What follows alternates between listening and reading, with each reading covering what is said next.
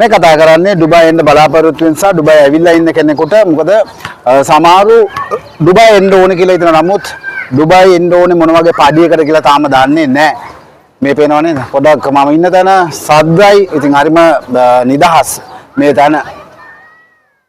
Dubai කියන්නේ බොහොම නිදහස් තැනක්. ඉතින් ලස්සන වගේම තමයි බොහොම නිදහසේ වැඩ කටයුතු කරගන්න පුළුවන්. ඉතින් මගේ channel එකේ වැඩවලට ගොඩාක් හොඳ තැනක් කියලා තමයි මට නම් හිතෙන්නේ මේ ඩුබායි. ඉතින් හුඟක් අය ජොබ් එකකට යනකොට සාමාන්‍යයෙන් දන්නේ නැහැ ඩුබායි යනවා නමුත් මොන වගේ පඩියකටද යන්න ඕනේ.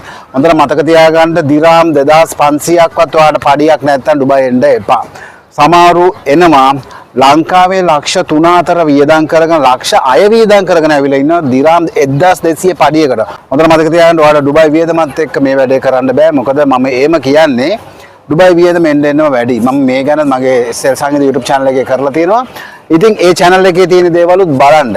මගේ channel එක subscribe කරලා තියාගන්න. ඔයගලන්ට අනිවාර්යයෙන්ම ඩුබායි job සම්බන්ධයෙන්, ඩුබායි salary සම්බන්ධයෙන්, ඩුබායි ඒ වගේම තමයි visa ticket සම්බන්ධයෙන්, ඒ වගේම තමයි updates, insurance, ආයතන තියෙන දේවල් හැම දෙයක් මම ඔයාලට කතා කරනවා. උගක් අය දන්නේ නැහැ මොන වගේ පඩියකටද එන්න ඕනේ කියලා. හොඳට මතක තියාගන්න 1200 පඩියකට ඇවිල්ලා ඔයා accommodation දෙන්න පුළුවන් කෑම බීම නැතත් දැන් කෑම බීම වලට අදාගෙන කන්න ගියොත් එතන ලොකු වියදමක් යනවා. සාමාන්‍යයෙන් දිරාම් 300න් 400න් කනවා කියන එකත් අමාරුයි. මොකද ඔයාගේ පෞද්ගලික වියදම මේකම් බැලුවම ඔයා ලංකාවේ ඉන්න එක සැපයි. හොඳට මතක තියාගන්න කාරණාව තමයි ලංකාවේ රුපියල් 40000කට වගේ පඩියකට වත් ජීවත් වෙන කෙනෙක් නම් ජොබ් එකක් කරනවා නම් ඒ හීනෙත් අතරමේමයි. ඔයා එක්ස්පීරියන්ස් ඔයාගේ ක්වොලිෆිකේෂන් එක දිරාම් ලංකාවෙන් රුපියල් 40000 50000කට වගේ දැනට සාමාන්‍ය තාවමත් රුපියල් 30000 35000කට වගේ තවමත් රුපියල් 30000 35000කට වගේ ජොබ් එකක් කරනවා නම් ඔයා වහම ජොබ් එක නැස් වෙන්න. සමහරු ඉන්නවා තාවමත් රුපියල් 40000 පඩියට වැඩ කරනවා. හොඳට මතක තියාගන්න රජයේ වෙන්න පුළුවන් පෞද්ගලික වෙන්න පුළුවන්.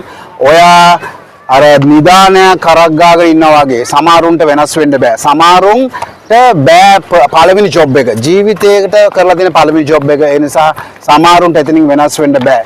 ඔළුව වෙන හැතකට ඇරෙන්නේ නැහැ.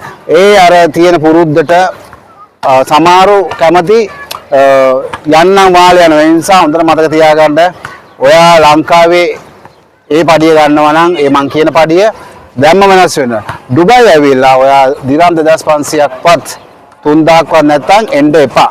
සාමාන්‍ය දිරාම් අඩුම ගානේ දිරාම් 2000ක්වත් තියෙනවා නම් හොඳයි. මොකද මම එහෙම කියන්නේ ඔයාගේ තියෙන වියදම් එක්ක මේ රටේ ඔයාට ජීවත් වෙන්න ගියාම ලොකු වියදමක් ඔයාට කරන්න වෙනවා. ඒ නිසා හොඳට මතක තියාගන්න මේ පඩිය සමහරු දන්නේ මොන වගේ. සාමාන්‍ය හොටල් එකකට ඔයාට ගත්තොත් 1200ක් දෙනවා accommodation කෑම බීම දීලා. ඒක සුපිරි. මොකද එහෙම කියන්නේ සමහර හොටල්ස් වල උඟා හොටල්ස් වල එහෙමයි service charge tips ඔයාට එකතු වෙනවා. ඒවත් එක්ක ඔයාට සාමාන්‍යයෙන් අතට 1500ක් හම්බ වෙලා ඔයාගේ accommodation foods ඔයාගේ ඒ හැම එකක්ම ඔයාට cover වෙනවා කියන ඔයාගේ salary එක ඉතුරු වෙනවා. ඔයා කිව්වට විශ්වාස කරන්න සමහර අය දවසට දිරාම් 500 tips ගන්න අය ඉන්නවා දවසට. ඒ experience එකත් එක්ක ඒ නිසා ඔයාගේ talent ඔයාගේ experience එකත් එක්ක තමයි ඉස්සරහට යන්නේ. මොකද හොඳට මතක තියාගන්න පඩිය සාමාන්‍යයෙන් ආයතනයක අපි කියමුකෝ ඩුබායි සාමාන්‍ය වෙළඳ ආයතනයක ගත්තොත් රුපියල් 1500කට 1200කට 1300ක පඩියකට තමයි ගන්නෙ.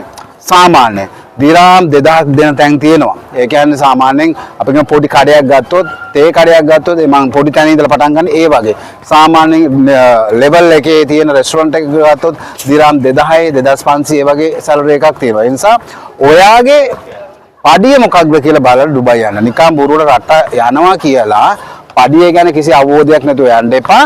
මොනවා හරි දැනගන්න ඕන නම් channel එකට subscribe කරලා like කරලා comment කරන්න මොන වගේ දේවල්ද ඔයාලට දැනගන්න ඕනේ. ඒ නිසා මේක අමතක කරන්න එපා. සමහරව අපි දන්නවා ඇවිල්ලා insurance එකක් නැහැ.